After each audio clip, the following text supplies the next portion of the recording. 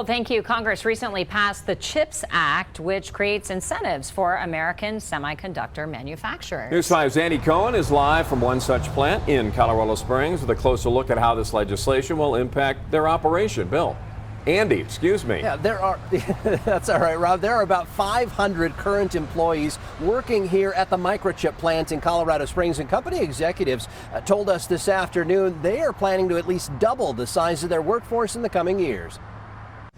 The Colorado Springs Microchip plant makes a wide variety of semiconductors, many that you'd never think of, like the dozens of them in our cars. The windshield wipers, the door locks, the engine controllers, anti-lock brakes, all of that requires intelligence. The company has seen demand surge in the wake of the global microchip shortage.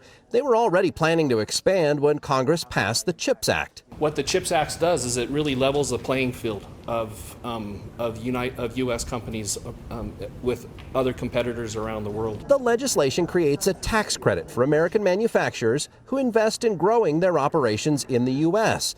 It also makes federal grants available for research and development. We're going to give our semiconductor industry a real shot in the arm here. I'm excited about what it means for American workers and for workers in Colorado, the chance to earn a decent living. Senator Bennett toured the facility today and said the pandemic supply chain disruptions really exposed national security risks.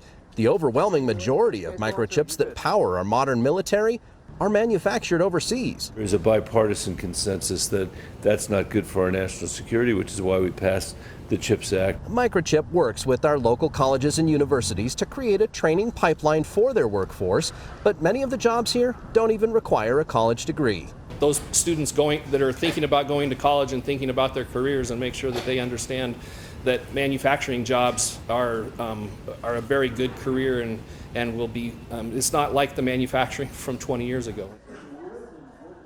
And Senator Bennett said today there's been a real shift in thinking in Washington, D.C. when it comes to the global economy and companies exporting jobs overseas. And he really hopes that the CHIPS Act is going to be a strong first step in reestablishing a lot of manufacturing here in the U.S. Reporting live in Colorado Springs, Andy Cohen, News 5.